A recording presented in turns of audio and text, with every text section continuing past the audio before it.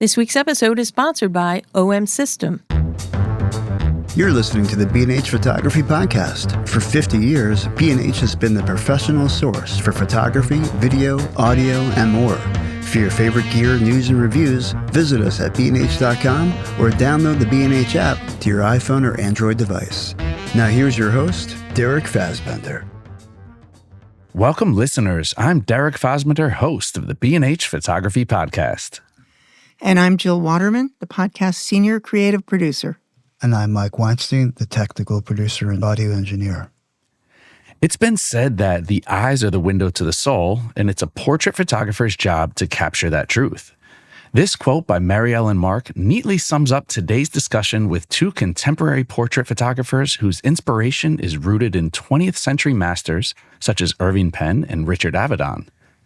Paul Mobley and Ian Spanier have much in common, from starting their respective careers in New York City before relocating to the West Coast, to their knack for forging a human bond with subjects, to an unrelenting drive to create masterful commercial portraits while being equally dedicated to complex personal projects. Over the next hour or so, our conversation will tap these themes and more, but before we begin, here's some additional background about each of our esteemed guests.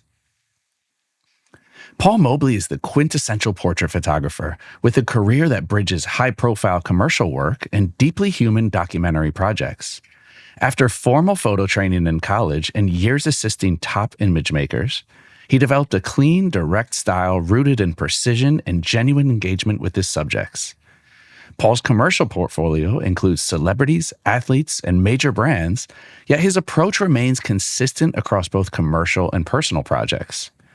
Build trust, find authenticity, and create portraits that capture the soul of his subjects by combining technical clarity with emotional depth. Additionally, he is widely recognized for his long-form documentary books, projects that have taken him across the United States to photograph ordinary people, farmers, centenarians, firefighters, and community heroes, whose stories often go unseen. Paul splits his time between New York and Los Angeles, where he lives with his wife Suzanne and their rescued Shar-Pei, Jessie. In his spare time, he loves traveling, especially to Mexico, sampling tequila, and visiting Michigan to eat his mother's Italian cooking. Ian Spanier began making photos at age 6 with a point-and-shoot camera received from his parents. A photo major in college, he started out in publishing, where he worked as a photo editor for 13 years, but making pictures never left him. He taught himself to shoot with medium and large formats, in addition to learning lighting techniques.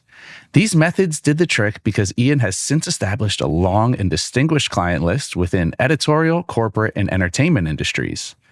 He has also published several books, including Playboy, A Guide to Cigars, Arturo Fuente from 1912, Local Heroes, America's Volunteer Firefighters, and most recently, Cigars, a biography, featuring nearly 2 decades of his work in the cigar industry. Ian is a brand ambassador for Westcott Lighting, Spider Holster, Tether Tools, Think Tank, Evoto AI, and several other brands.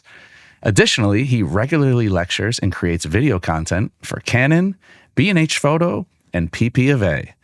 Previously a New York resident, Ian now lives with his family in sunny California, although his work still takes him around the world.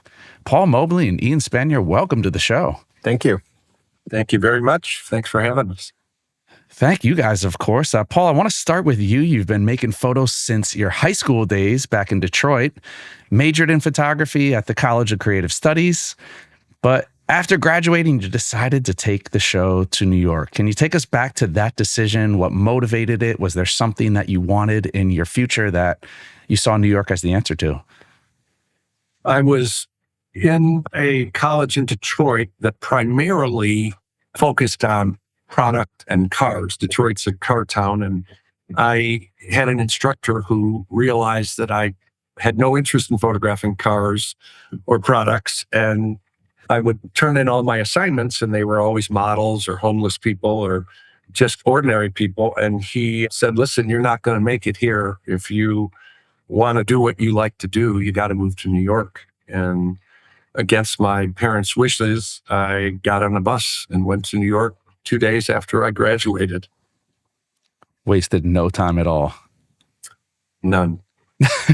Now, before becoming a photographer, you of course assisted some of the greats. I mean, Annie Leibovitz. How long did you spend as an assistant? And is there something that you could take from your days in assisting that you can still look to as something that shaped your career? I assisted for about 4 years with 2 or 3 key photographers. I tried to work with as many people as I could. Annie, I was with on and off for about a year. And I think when I look back on those days, I'm not sure it was a specific photographer. I think it was just New York in general. It really woke me up to how hard I had to work and how good wasn't good enough, and that there were a million other guys doing the same thing as me, and how could I differentiate myself? So when I look back at New York now, it was just the struggle. That's all that comes to mind now. Interesting how it doesn't relate to like the work you're doing, but more the environment and the place and the competition of that. Yeah. Now, with trying to become your own photographer, trying to find your own voice, your own creative style, and working under people, is that a hard balance to achieve? I mean, you're trying to do your job, trying to absorb as much as you can, but at the same time, you obviously want to find yourself as a photographer. How do you balance that? You know, it was so hard back then because I knew that if I left the comfort nest of working as an assistant and getting a weekly or monthly paycheck, I was going to be on my own. And I doubted myself 100 times. And I think it just got to a point where I figured if I don't do this, I've just got to get out and try it. And essentially, I just stopped assisting on a particular day and had my portfolio and hustled as hard as I could to as many clients that would see me. Mm-hmm. It's always curious to me. I've never assisted a photographer. So is that a conversation that you have? Do they kind of know that assistants are out there and they want to grow on their own and they know that they're not going to be there forever? Or how does that work usually? I think that especially now, young assistants will ask me, and obviously I'll tell them to try to pay as much attention to who they're working with, because each photographer you assist is obviously going to give you something that you'll take with you and learn. But I think everybody has a different plan. Some people assist for 8 years. Some people go for a year and get a lucky break and they're out of there and shooting on their own. So if there's anything that I've learned doing this is that every single person's story and path in what we do is different, for sure. Now, that's a perfect segue over to you, Ian. I guess you were shooting your first cigar images at 6 with that point and shoot, right? No, definitely not. Definitely not cigars at 6. But your path wasn't, I mean, initially you weren't a photographer. When did you decide that you wanted to be a photographer? I mean, you had that past working in publishing and as a magazine editor. Did you have an interest in photography even before then? So yeah, obviously I had the camera when I was 6 and I continued with photography, shooting 35 millimeter through high school. And truthfully, the reason I took it up in college was to get the easy A, because I already knew how to use a camera and I knew my way around the darkroom.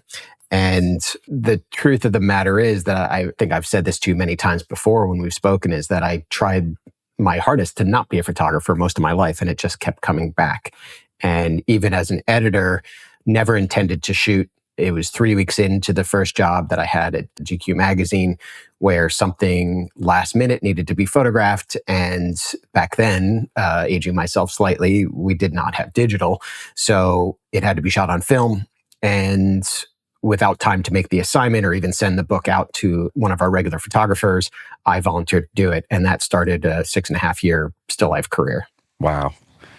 And what took you to people? I mean, going from still life to portraits, different world there. It's a little bit of a jump. Definitely. I mean, I tell people often, I pretty much have shot every subject matter at some point or another. What sort of grew as my MO, and there wasn't many photo editors at the time who were shooting. I think there was about 3 of us who were diligently doing both. And essentially, things would come up. So an author portrait needed to be made. Person might only be in town at the offices for that day. Hey, Ian, can you bring your camera in and throw up a light and shoot a portrait? Because this guy is here. He's only here for 10 minutes, that kind of thing. So it grew out of necessity to some degree. And I think the other area that it came from was my willingness to try lots of things, find my way as a photographer, because I wasn't going about it from a traditional sense in terms of what the New York scene was about at that time, which sounds more like Paul's route, where you go from college to assisting to discovering yourself, and then discovering yourself enough to the point that you have a portfolio and you shop it around, et cetera, et cetera. I definitely came in from a different door. Mm-hmm. Now, you were aware of Paul's work as an editor, right? Of course. Yeah, absolutely. And what was it that stuck out about Paul's work to you? I mean, his portraits, 100%. Yeah, not both of you having inspiration from the masters, Penn, Avedon. Is there something, I'd be interested to hear what particularly is of interest about photographers like that? Because obviously we all have our little quirks and we all have things that stick out to us about a particular artist's work. I'd love to hear, starting with you, Paul, what is it about Avedon, Penn, that really drew you? This is a great question. I mean, I became a photographer because of Irving Penn. I remember at a very young age in college looking at his work and thinking that every picture he made was perfect. I'd have so many great Irving Penn stories of when I was assisting, and we could spend all day talking about Irving Penn. But for me, I just think even today, people ask me all the time, who are your favorite photographers? And I got to tell you, I don't have that many. Everybody does good work, but with Penn and Avedon, Penn by far number one, Dick Avedon right behind him, and then 3, 4, and 5 are miles behind. I just think the works that they've done are bold and powerful, and I hope in my lifetime that I'll do a picture half as good as Mr. Penn did. It's really the reason I became a photographer. That tracks with you, Ian. I know he probably took your answer there, right? But is there anything I'm going to say the same thing. It sounds like he's channeling my brain right now. It's funny because obviously I was attracted to Paul's work as an editor for what I saw, which goes in that line of thought process of a Penn and an Avedon. For me, Penn is number one, mostly for me because he literally shoots everything. And that's the thing that I've very much so have fought upstream with my entire career and still do today, of trying to explain to people that photographers shoot what they see. And that doesn't work for every photographer, but I happen to be that style of a photographer that if I can light it, I can shoot it. And I define portrait very loosely in that I don't care if it's a coffee cup or a CEO or a celebrity or a top musician, I'm still making a portrait. And going back to what I said about that still life experience and your question about moving on to people, what I did in still life, I applied to people and vice versa. So it's all tied together. And that influence, I think, comes very much so from Irving Penn. And then as far as Avedon, I mean, once I saw the West series, I was hooked 1,000%. I mean, I was in France earlier this year and sidetracked to go see his show that was up, and it just happened to be the American West show. And I know those images like the back of my hand, but I still wanted to go see it in person. Ian, I just want to open the door up a little more to the influence from the 20th century masters. I heard you on a podcast say you have a rather special relationship that you developed with Harry Benson. How did Harry Benson's work affect your vision? Well, it still does every day, is what I would say to that. I mean, if you've ever heard Harry speak, he has a very shrill Scottish voice. And in my brain constantly is him saying all of the things he said to me over the years that I've known him. I was very, very fortunate in that he walked into the GQ offices when I was an intern there. I don't know what it was, maybe because my first name is Scottish. I don't know, but he took a liking to me, and very much so I would consider as my mentor. And we used messengers back then to pick up jobs from photographers. And he would make me go and pick it up. He would always say, oh, this one's too important for a messenger. And then I'd go up to his apartment to pick it up. And then he would take me out to lunch and he would just tell me stories upon stories. And each of those stories over the years have come true to me in that I was in situations, maybe not as extreme as some of the ones he was in, but sometimes maybe. And having known what he did then, and then me doing something, my version of it, definitely has shaped me very much so as a photographer. And so much of his work is, to me, undervalued in the photography community. I think it's one of those things where I often say, oh yes, Harry Benson was my mentor. And people are like, oh, I'm not familiar with his work. And then I start mentioning pictures. Oh, I know that picture. I know that picture. And his quick CV. And then pretty much people are like, yeah, okay, I know who you're talking about.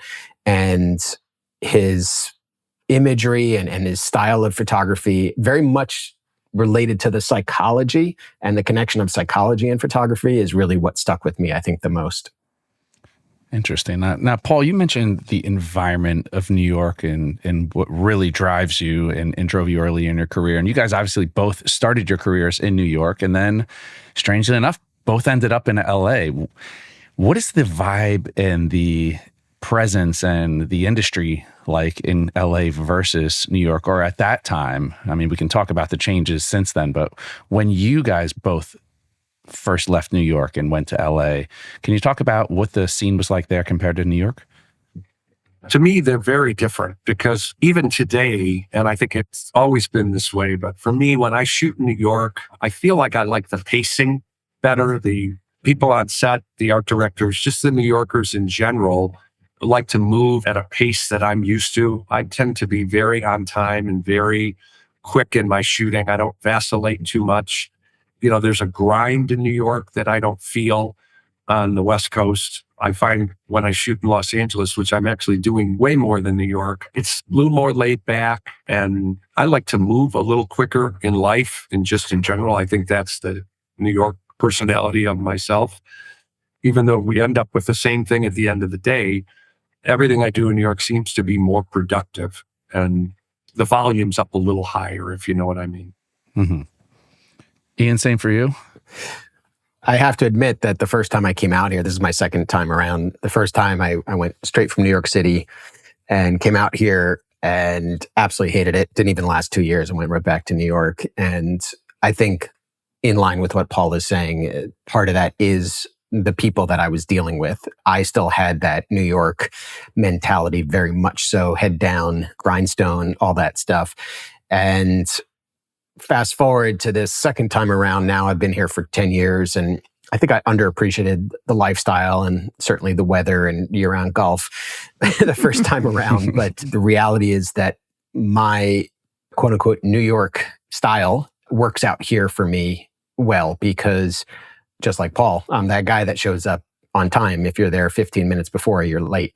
So that reliability, that sense of the job is number one, which goes back to Jill's question. That was one of Harry's lines all the time. Your job is to get the job done. And that I hear over and over and over in my head.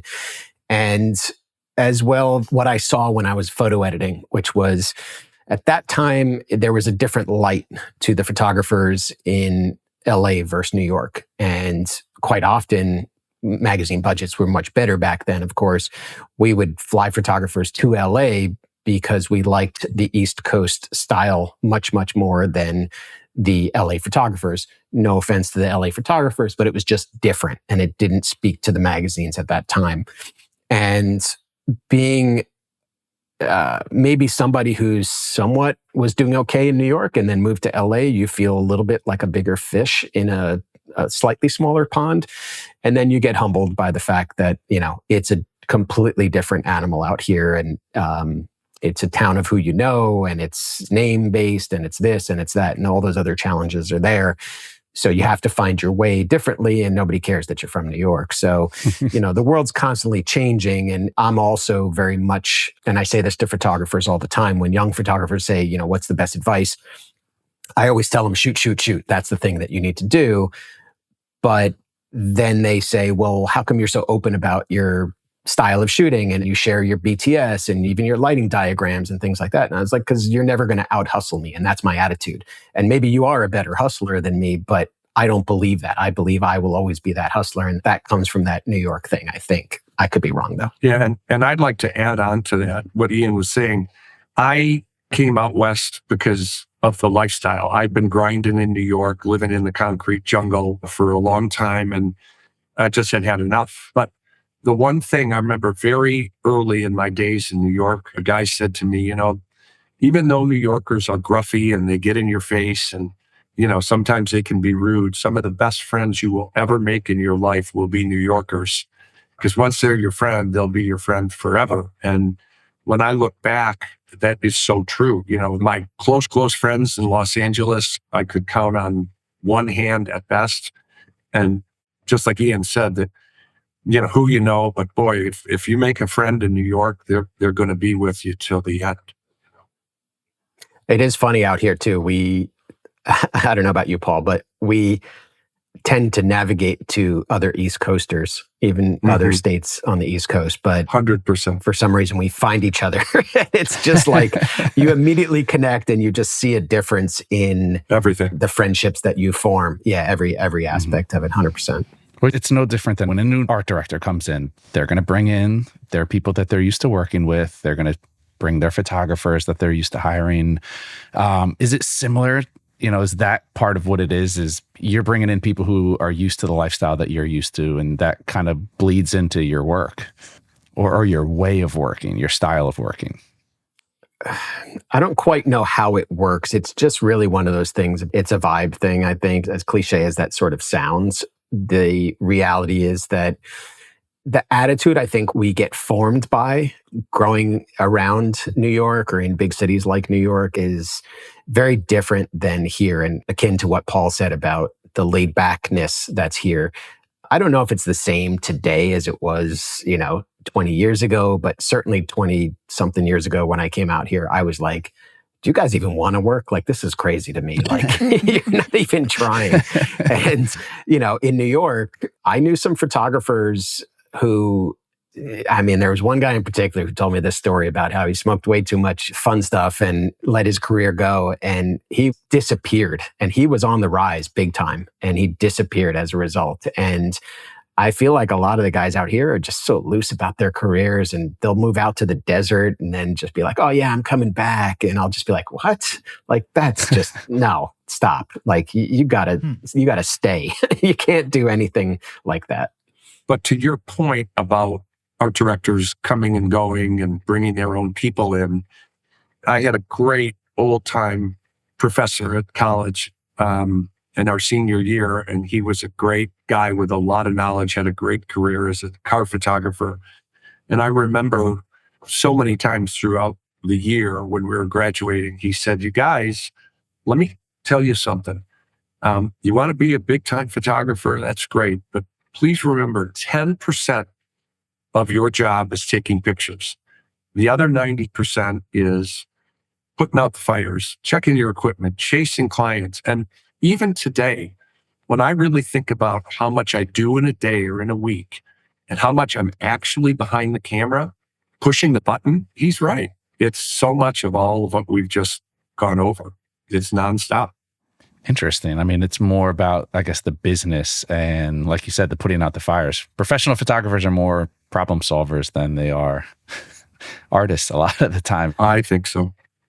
I agree. Yeah. It's really hard to be a business person as an artist. I used to do a lecture on that very thing, because the reality is, and Paul, you literally took the words out of my mouth, that I would literally say 10% of the time is what you shoot. You're not behind the camera very often. So everything else that you utilize to form your business, and I used to liken it to a house, that your foundation is your talent. And every room and structure of the house that's built after that is how you invoice, how you treat people, how you build your crew for jobs, how you interact with clients and potential clients, and how you deliver the job. And all those other pieces speak much bigger volume than just your ability to press a button or light a situation.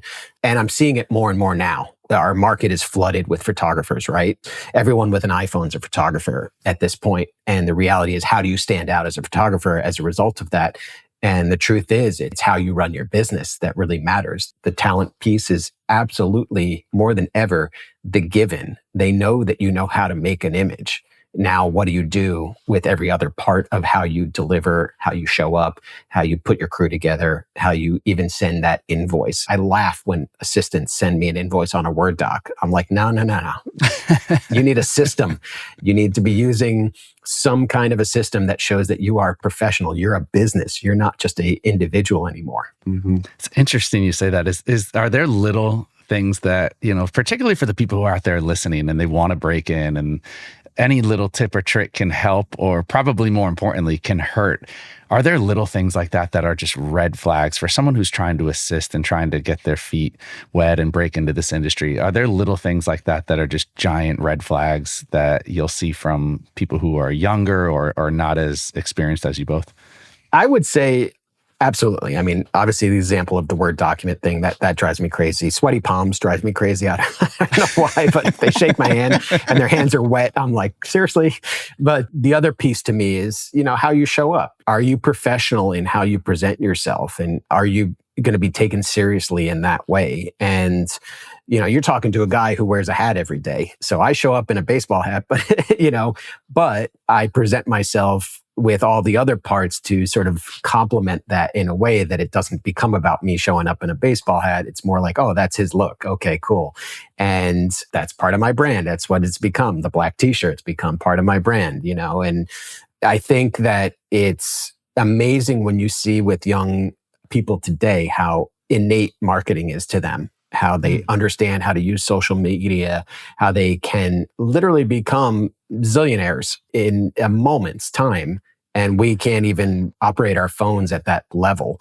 And the reality is that what they might be missing is the interaction with people, because most of us live in our phones nowadays, right? So can you actually carry a conversation? Are you interesting enough that somebody wants to have a coffee with you, wants to meet you somewhere and look at your work and how you present yourself, not just from the portfolio, but everything else from that?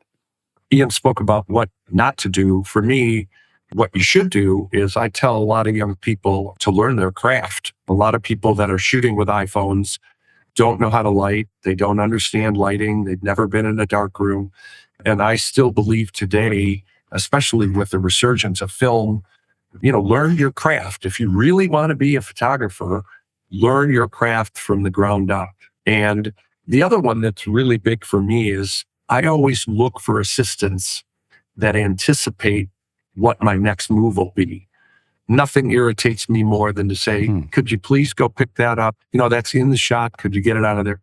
The best ones, they know what's coming next. And that's typically why I like to work with the same people, because they just know my behavior and what I'm going to do next. And it makes it so much easier for us.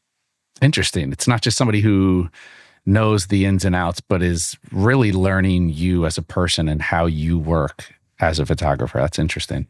Well, that goes back to that psychology connection with photography. 100% of the way that you become a good assistant is to anticipate and read your photographer's mind, essentially. And that's a rare breed. And when you find those people, you hang on to them.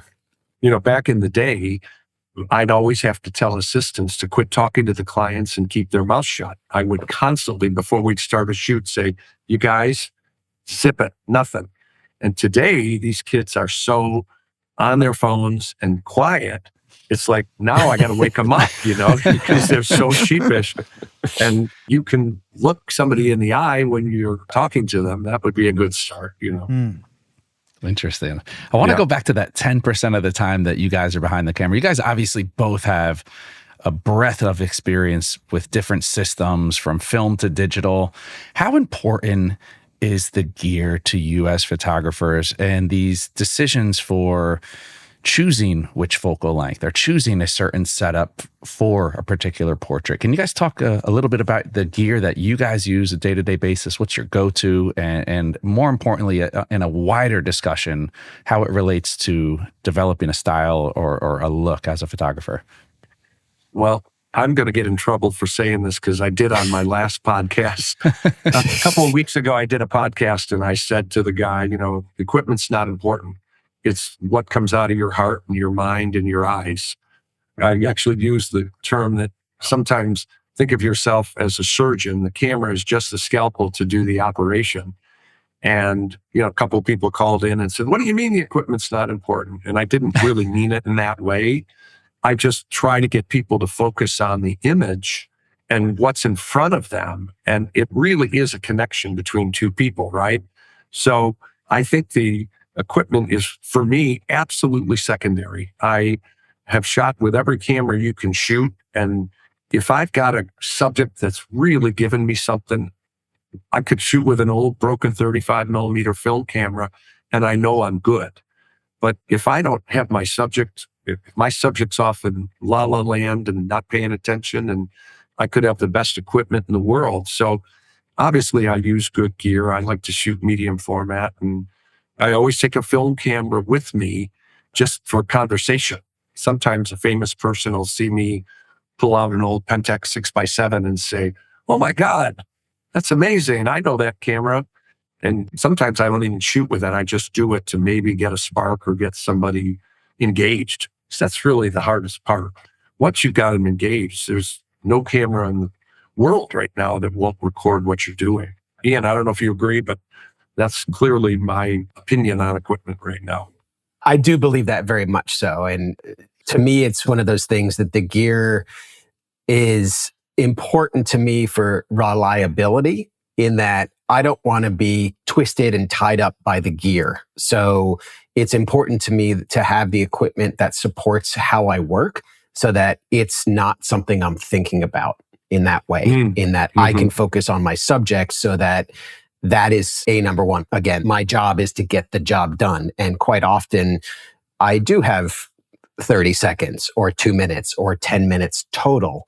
And I literally just did a shoot 2 weeks ago. I was told I have 10 minutes, and ambitiously, I'll do 3 setups. And if I can't rely on the gear to work like I work, then I'm screwed, right? But one of those setups was natural light. And as we all know, you can use your equipment to control natural light, but you can't tell the sun what to do. You can't tell it what time of day you're shooting, all those things. So knowing your gear is essential to being able to create the situation for the good image, right? And that can be, as to what Paul said, a broken 35 millimeter camera from 1970. It can be an iPhone. It can be X, Y, or Z. It's still the person who's behind it that makes the difference. And again, that goes to what I was saying earlier about not having a problem sharing how I do stuff, because I don't believe any other photographer is going to take the same exact image I'm going to take, even with the exact same lighting, same settings, all those things. I get asked quite often, what f-stop did you shoot at? And this is where I get myself in trouble. And I said, it doesn't matter. It's what worked for the image. And the way that I typically approach, I still use a light meter, and I believe very much so the importance of light meters. And part of the reasoning behind it that I explain to people is because I've taught my brain to think in aperture settings. And so I know going into a photo shoot already what the aperture setting that I ideally want to be shooting at to tell the story that I'm telling that day. And so I'm utilizing those apertures along with the light and how I'm manipulating or utilizing it to help push that narrative forward, because at the end of the day, that's my job, to tell a story without words, right?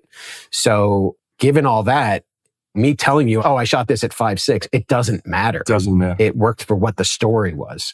But people don't always want to hear that. They want to know, well, what were your settings? Because they want the quick and easy pill that's just going to put them there.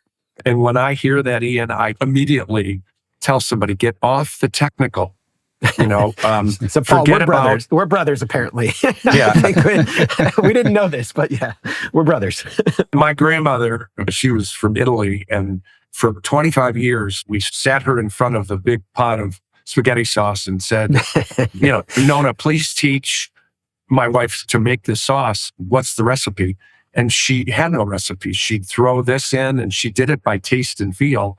And that's exactly how I shoot. One of your questions is, what's my favorite lens? A lot of times I'll use a zoom because I never go into a shoot saying, okay, today it's f/16, it's an 85 millimeter lens. I kind of roll with what's in front of me. And if the last minute they tell me I can't use flash, well, how quickly can I make that adjustment? And now the photography gods said, look, you got to do something with a flashlight on your phone, or you're going to have to shoot natural light and there's no natural light. It's never the same. It's never the same. The other thing I would say to that is, as much as I preach about light meters and understanding, it's more about understanding light. And that's the important part to me. I always tell people that feel trumps technical any day.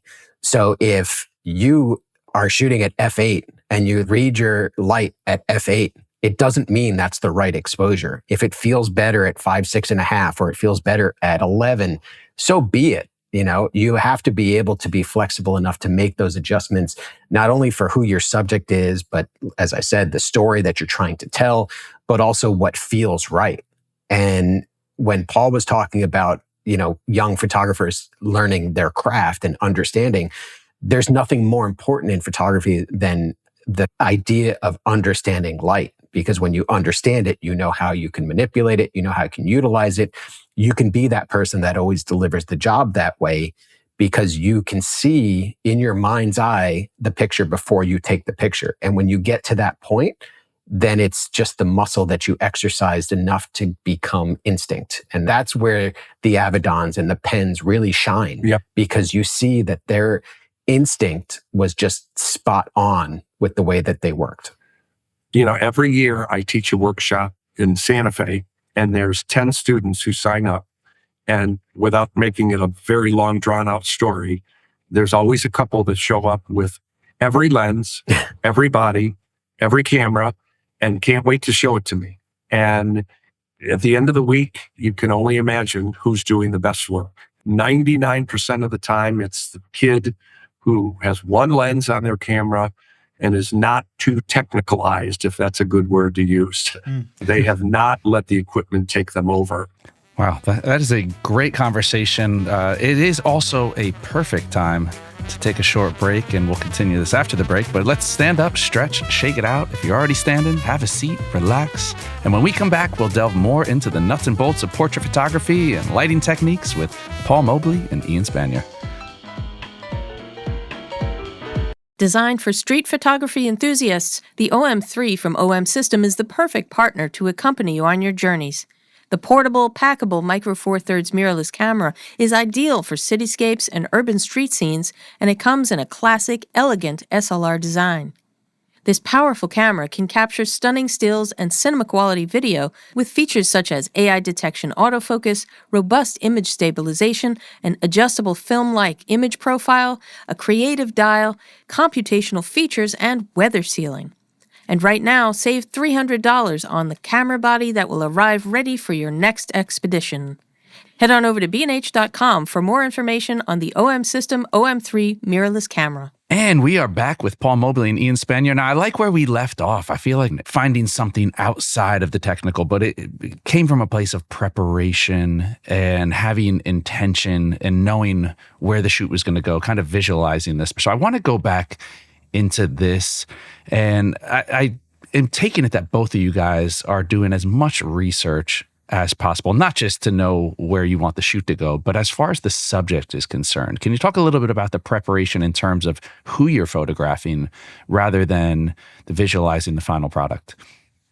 Basically, for me, I'm very much so trying to get from my clients the keywords as to what they need, right? My job is to be their voice on the photo shoot. So I'll ask the questions and extrapolate the words that will help me translate that into how I'm going to light the job, how I'm going to shoot the job, and approach it in general.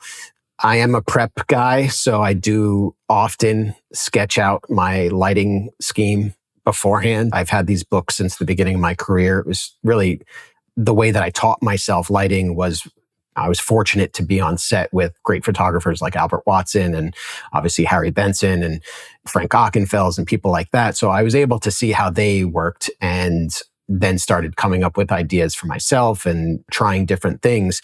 And so just as a habit / great way to have a distraction on set if my computer freezes and I need to hand off my notebook to the client to say, oh, here's some of the work I've been doing lately, things like that. Or at the very least, if I have to deal with the clients, I can hand the notebook to my assistants and say, this is the lighting scheme for today and go ahead and set it up. And then I'll step on and tweak it once I'm free.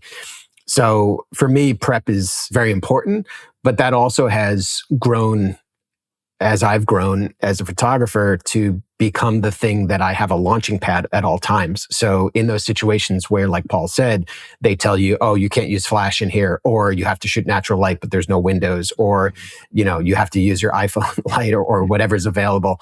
I have that flexibility because to me, if I have a plan and it fails or it doesn't work for the client, or if the subject doesn't like the lighting or whatever the case might be, I now have a place to go forward as opposed to not have any options. And being somebody that shoots a lot of different lighting styles, it means that I have all these tricks in my bag that I can yank at any time when something changes, or we have extra time, let's do another shot, or hey, can you do some natural light portraits? I know we've been in the studio all day, all that stuff.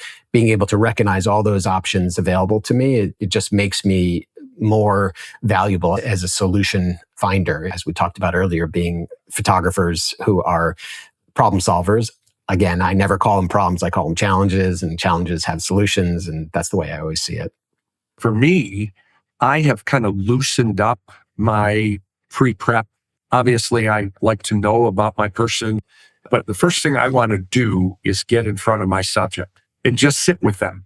So if they say to me, you've got 10 minutes, the hardest thing for me is I have to, as quickly as possible, look at that person and see, maybe I'm not going to just take the camera and shove it right in front of their face.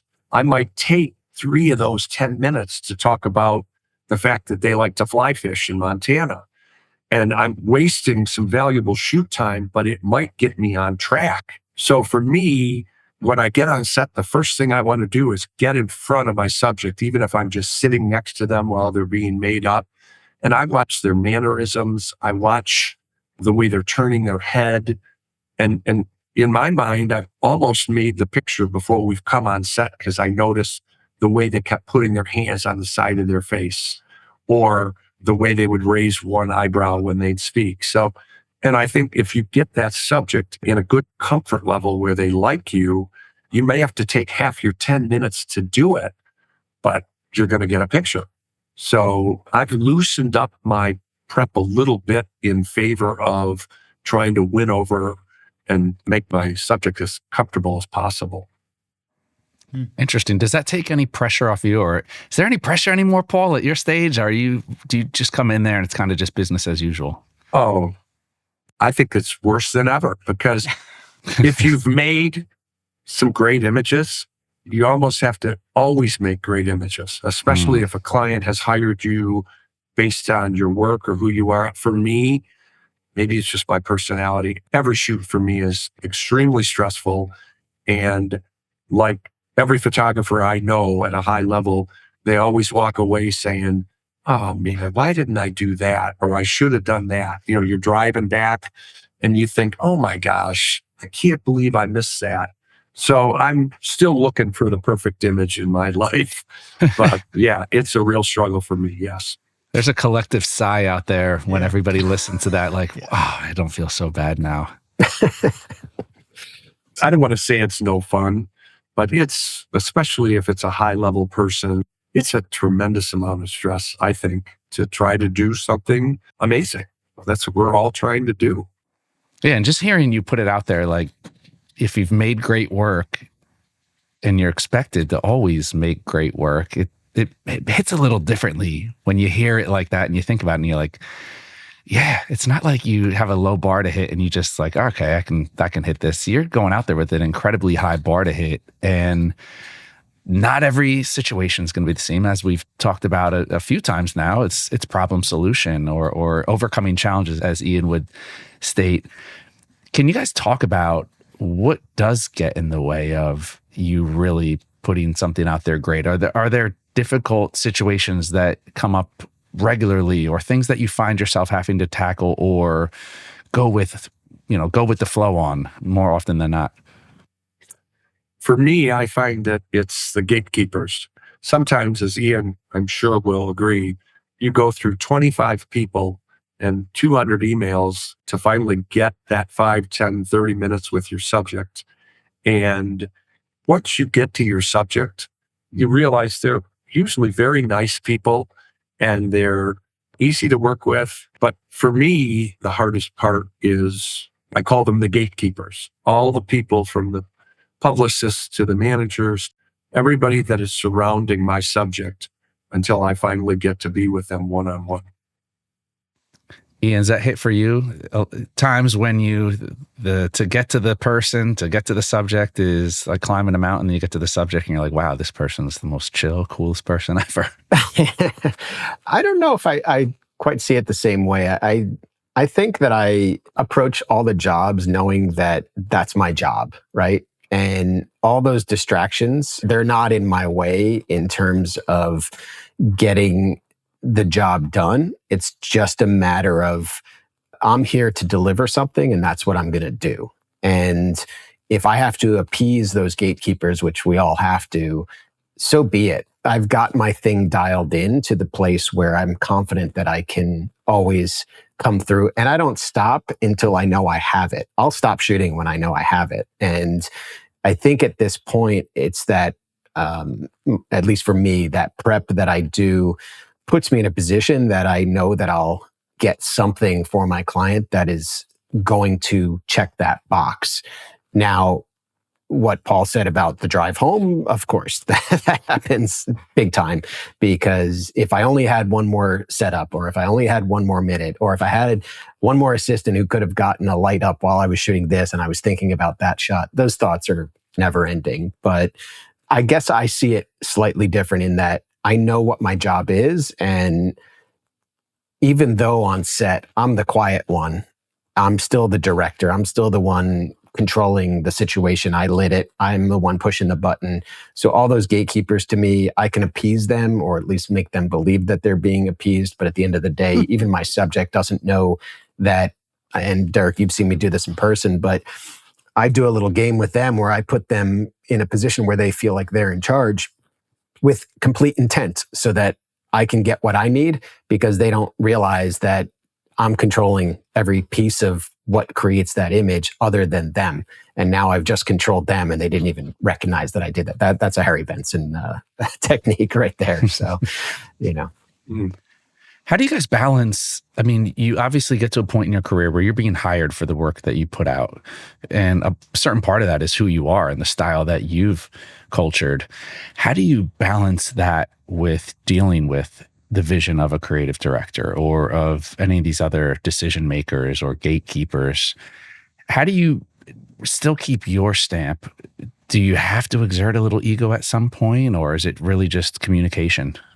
I mean, for me, I would say that the recognizing factor of you're hiring me for what I do was a tough pill to swallow. I spent a good 10 years, I would say, just doing what I thought the client wanted. And still to this day, often will just do that because maybe it's a time factor, or maybe it's just, the job has gotten to the place where it's so specific, we're really just there to press the button and that is it. But the realization I had at some point that, particularly when the industry changed with smaller photo departments, especially with editorial, a lot of jobs I do, I'm by myself. There might not be a creative director on set. There might not be a photo director doing anything other than connecting me with my subject. And certainly during COVID, that happened a ton. I was basically at celebrities' homes or in a studio with a celebrity, and even a publicist might not even be there on those jobs. And so it was up to me to deliver. And I think that helped bolster that confidence, but confidence doesn't necessarily equate to ego, in my opinion. And so for me to have that sort of feeling that it's my job to just go and deliver what I do, then I started to approach photo shoots from that direction, that confidence that you're hiring me because I do what I do. And I'm here to not only be the guy that has the solutions to those challenges, but also delivers a certain quality of work that will sell the product or work on the key art poster or be the editorial story that you need so that you can write around it. And that's adapting to the change in the industry, which I think people underrate quite a bit. They don't realize that adaptation is a huge part of staying in a space of longevity as a photographer. Yeah, I agree. And I have found, at least for the last few years for me, people hire me for what I'm doing. And so I've really noticed over the last couple of years that they let me do my thing. And that's really comforting when you don't have 20 people over your back or looking at the monitor telling you what they want you to do. And it just makes my job much easier for sure. Paul, who's at the top of your bucket list? If you had to photograph somebody, let's go living, not dead or alive, somebody still living. Is there anybody that's at the top of your list that you would love to photograph? Paul McCartney. That was quick. Mm-hmm. That was a no-brainer. I've only been working on it for 5 years, and I'm hoping 2026 is my year. Interesting. Ian? Bruce Springsteen. Musicians. I love how you guys both went. You guys really are you guys distant relatives or? I think we're blood related somewhere down the line. Are you Scottish, Paul? I came close in that I was given an assignment to shoot a concert, but it's not my bag for sure. And it was very disappointing in that I was stuck in the sound booth 500 feet away. And we only got 3 songs, which I had learned was a thing. I never knew that was a thing. But that's the closest I've gotten. So technically I've already shot them, but not the way that I would prefer to. So if the opportunity ever came up to do a portrait, yeah, hands down, that's who I want to shoot.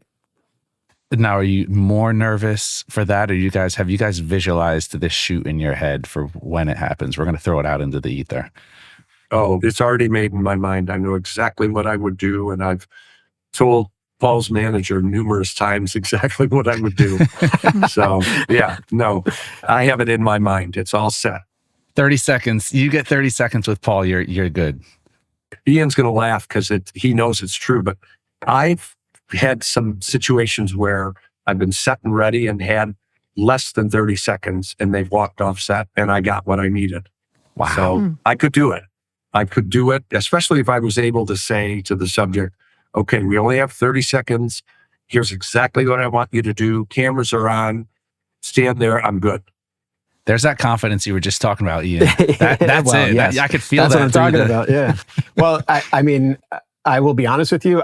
I don't really get nervous. It's not my sort of way. I have no fear switch, unfortunately. And, that gets me in trouble sometimes. But the reality is that it's that situation where I think he would make me a little nervous more that I just want to nail it more than anything else.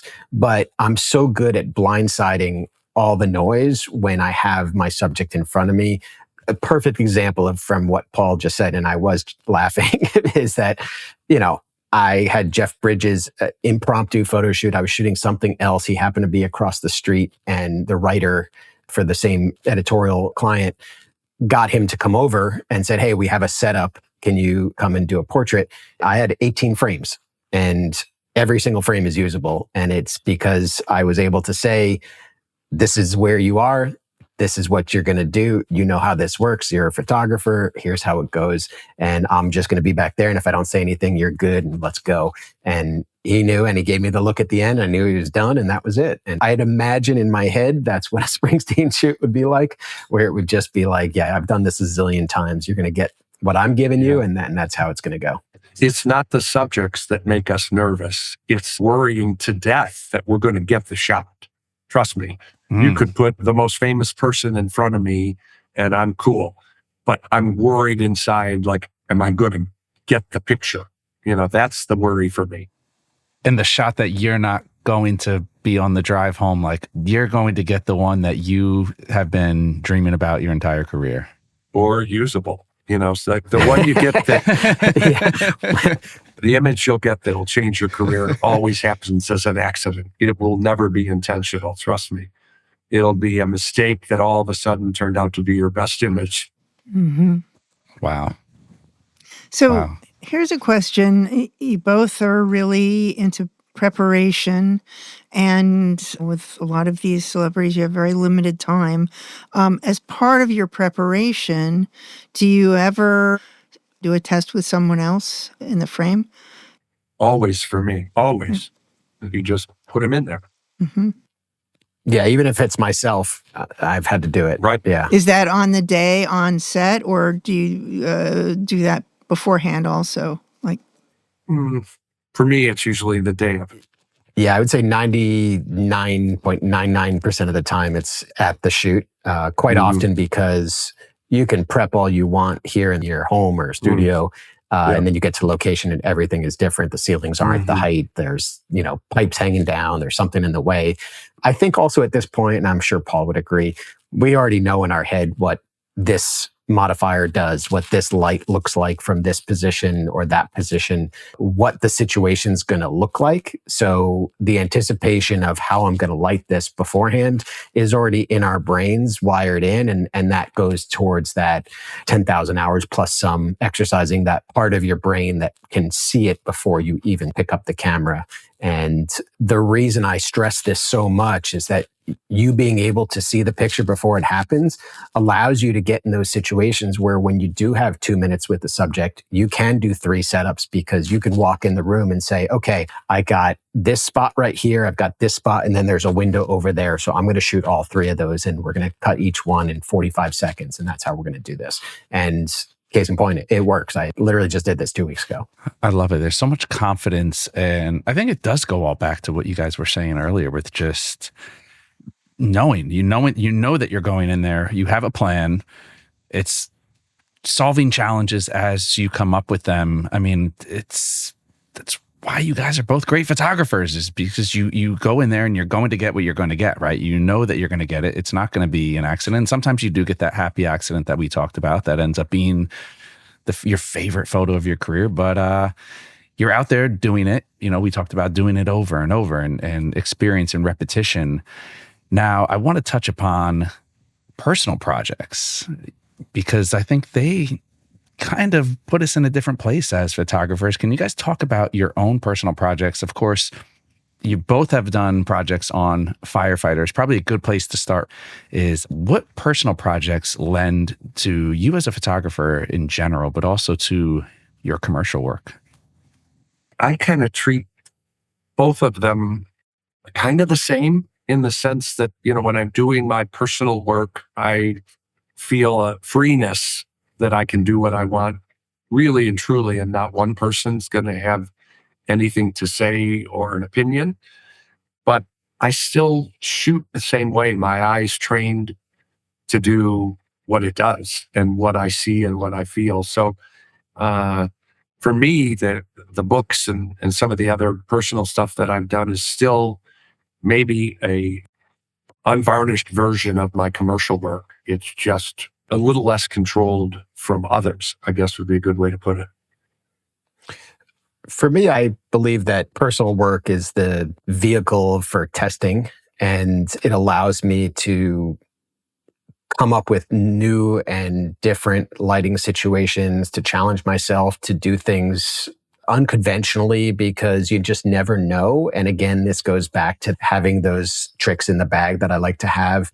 So when I did a project on interesting people that live all around us that you have no idea what their stories was, I used that to teach myself video, but also I approached it from a very non-technical standpoint. And I only used, 1, 2 strobes at most.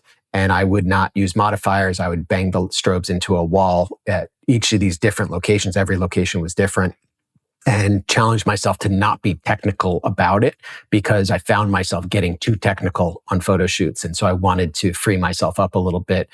And then in terms of my latest project, I'm shooting that with a fixed lens Leica, and I'm doing it for the sole reason of forcing myself to see portraits differently so that I don't ever feel stuck to a 24-105 on a Canon, and don't ever feel stuck to an 85 millimeter, and put myself in a position where if all I have with me is one camera with one lens, I can come up with a way to make a portrait the way that I see it. And these things are what, truthfully, being a commercial photographer, and that's my agenda, this is what the art buyers and the photo editors and people who hire actually want to see. They don't want to see the commercial work as much. The commercial work they know is specific to what it is, whereas the personal work really shows how you see the world and how you envision things. And as a result, you're giving them a piece of who you are as a person.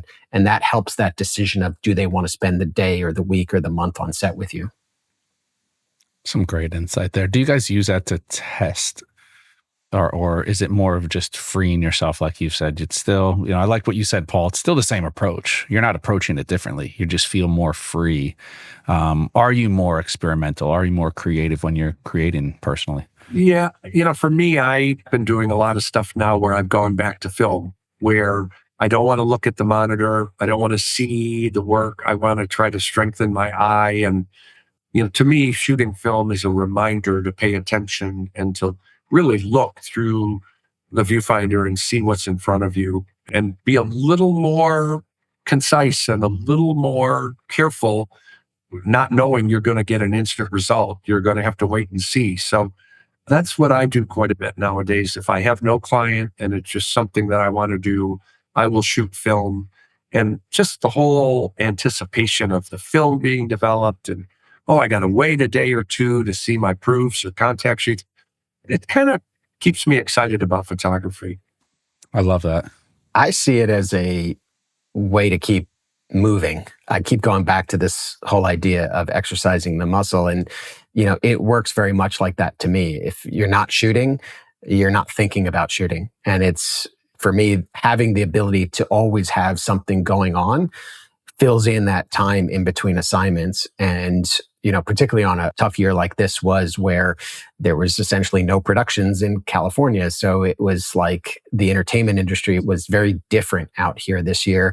And yes, I have clients in other arenas. And again, going back to the thing that we talk about being a photographer shoots different things. But the reality is that I always want to be exercising that muscle. If you train in any sport, it's the same thing. If you just pick up your golf club and go out to play golf, you're not going to shoot a good score. But if you practice, then you're going to have it as that muscle memory. So personal projects also fulfill that for me, in the sake that I am using that piece of my brain and trying things and pushing levels and doing this and doing that, so that I have that instinct when I'm in that situation where I need to deliver in 30 seconds or 2 minutes. Now, as we wind this conversation down, we started in talking about New York and how competitive New York is as a market. Let's bring it back to 2025. And obviously, the industry has changed drastically since you guys both began, and competition is tenfold of what it used to be with just everything that's gone on. What is it right now as far as the commercial marketplace? How competitive is it really? Does having a name and a body of work behind you set you on a different tier, or do you guys have to get out there and grind like anyone else? I think we have to grind, but having a body of work certainly helps. Maybe the grind isn't as hard. Would I be doing the work I'm doing without the portfolio I have and the experience? Absolutely not. So it helps. But another great mentor of mine said, especially when I was shooting celebrities, the more you get, the more you get. And it's served me well. I got a job a couple of months ago that had nothing to do with music. An ad agency in Chicago hired me to do this really nice job. And I didn't think for a minute I would get it. And at the end of the shoot, I asked the creative director, I said, I'm curious why you hired me. And he said, well, honestly, everybody that we looked at did great work. But I saw a picture you did of Roger Daltrey, and I've always been a big Who fan. And that's why I hired you. And I thought, 30 years of breaking my back, and that's why he hired me. So it was a happy accident. I definitely believe that you're as good as your last job. That is unfortunate truth, but I think staying relevant is super important, and the grind is never over. As I mentioned earlier about being somebody that always is hustling for work, I can't stop and I won't stop. And so the way I see it is I've not made it where I could be. And I always believe I have another destination point ahead of me. So good or bad, I'm often not satisfied with whatever I've done to this point. And sure, it's nice when people recognize you and hire you for the job because they've seen X celebrity or this person in your book or whatever. But the reality is that for me, I just want to work. And I don't care so much about the idea that I'm going to rest on some laurels because I have somebody in my portfolio. Mm-hmm. Now, do you guys see, are you getting asked more with this hybrid approach now where a lot of still photographers are having to get into video because the job is going to the person who can do both versus do one really well and hiring another person to do the video? Have you guys seen these types of jobs come across your desks where they want somebody who can do multiple types of media or create something for social media, or has that not really affected you guys? It definitely affects me. I think every portfolio meeting I've had, somebody asks me that question. Part of the bonus from COVID was that I started working more with some of the brands that I use for jobs, lighting and software and things like that, and have had to create content for them. So I've gotten pretty good at, I would say, putting videos together and reels together and understanding that animal. So it's within my wheelhouse in a comfortable space at this point. But I don't know about you, Paul, but I'm a bit of a purist. I'm a photographer. I'm not a videographer. I can direct cinematography. I can direct lighting. I can do all those things. But if the budget is there for me to bring in a cinematographer, that's my preference. Yes, I know how technically to shoot those cameras and shoot video and even use my iPhone if needed, but I'd prefer not to. That said, I did do a job this year where I had to do both stills and video, and each at different locations, basically no crew, and do sound and have to understand how to do sound as well. And I hate it. It's a big distraction to me from being a photographer. Yeah, it's pretty much the same for me. I get asked to do it, but most of the time, again, when they're serious about hiring me, it's not their first priority. So if we need to do it, we'll do it. But I think they know when they hire me what they're going to get. But I would agree, it's out there for sure.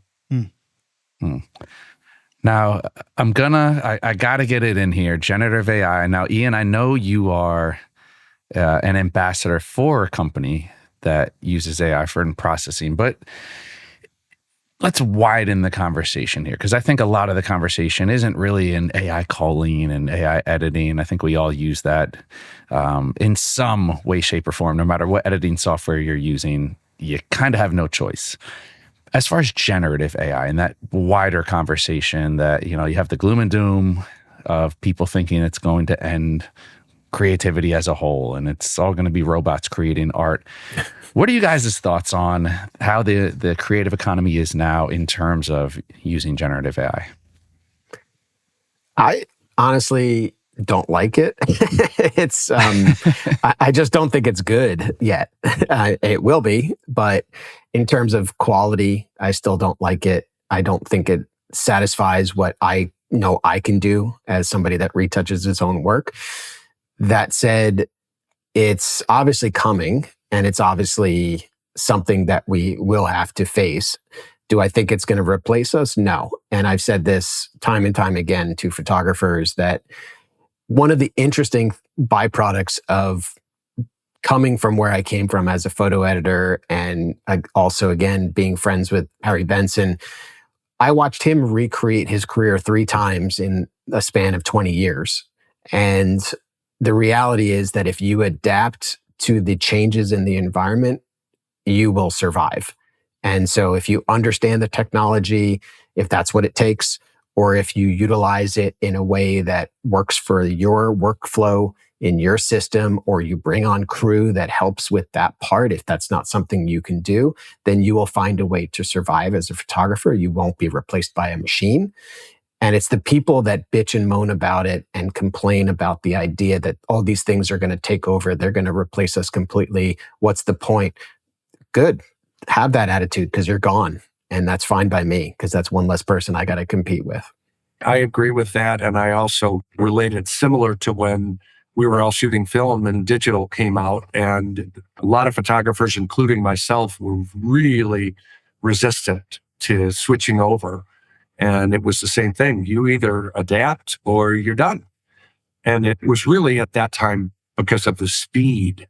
A lot of people ask me nowadays, do you shoot a lot of film? Well, I don't think clients have a problem with me shooting film. It's the turnaround and all of the steps in between. So I kind of look at it pretty much just like when digital cameras came out, that you either work with it and try to make it work for you, or go work in a restaurant. I love that. It's such a based take. I never thought of it like that, but it is. And I've actually heard people use that analogy before. And I'm like, yeah, it does. It tracks. It's the exact same thing as everyone thinking that digital was never going to hold water. If we go back to what we started talking about, is these pictures are made with our hearts and our minds. AI can never replace that. And if people want to hire us, they really want to know what's inside of us. So for that reason alone, I'm not worried. Paul just ended it on a mic drop there. So we're going to run with that. Paul, what do you have either working on, any upcoming projects, anything you're excited about? I've got my regular commercial work that I'm doing. I have a new book coming out called American Warrior, where we've been traveling the country photographing military families and guys that have come back from the war, and old timers and young families. And it's about halfway finished. And my new exhibition, my centenarian pictures, are going out the end of next year for a 5-year exhibition. So I'm busy trying to get that all finished up and ready, but all good. Very happy and just taking it day by day. Awesome. And where can we learn more about this or keep up? Or social media? You a social media guy, Paul? Oh, big time. Paul Mobley Studio is my Instagram and website, and my exhibition is ifilivetobe100.com. Yeah. I love that. Ian, what about you? What do you have in the works, and where can we find more of your work? Sure thing. So yeah, same deal, just pushing and continuing on the commercial side. I am in talks to do another book for a single client with the same crew that I did the cigar book for. And so we are just starting those conversations now, but I might be starting as early as February, and it looks like it'll be a 12 to 14 month project, which will be pretty cool. So I'm looking forward to that. And then, my work is always out there at Ian Spanier on Instagram. I've been very big on LinkedIn lately. I've really been finding it to be a good venue since lots of people are out of work and everybody's on there. So I've been posting there quite a bit. And I do share, as you know, very much of my behind the scenes and thought process behind photography and, just little tips and tricks of things that happen in my world. And I will be also appearing at Imaging USA in January, the Monday and Tuesday of that event. So I'll be doing a speaking engagement on how to use a light meter, my favorite topic. And then I'll also be doing appearances with Westcott and Tether Tools and Evoto and a couple of others down there. Awesome. A lot of exciting stuff coming up for both of you. I want to send a huge thank you to you both. Wonderful conversation. A lot of, you guys were a lot more aligned than I thought going into this, which makes perfect sense, but I'd love to see it. We found out you guys were distant relatives, but a huge thank you to you both for joining us today. Thank you. Glad to be here. Thank you. Great meeting all of you. And great meeting you too, Ian. You too. Thanks so much. And I'm glad to know I have a brother on the West Coast. You got it. Wonderful. And to all of our listeners out there, we of course appreciate you and thank you for joining us today. If you are a fan of the show but are not yet a subscriber, head on over to Apple Podcasts, Spotify, B&H's YouTube channel, or wherever you get your podcasts and click subscribe. You can also find us on the Explorer blog, where we post photos from our guests along with our show notes. I'm your host, Derek Fosbender. Jill Waterman is our creative producer. Episodes are recorded, mixed, and edited by technical producer Mike Weinstein, and our executive producer is Richard Stevens. On behalf of us all, thank you so much for tuning in today.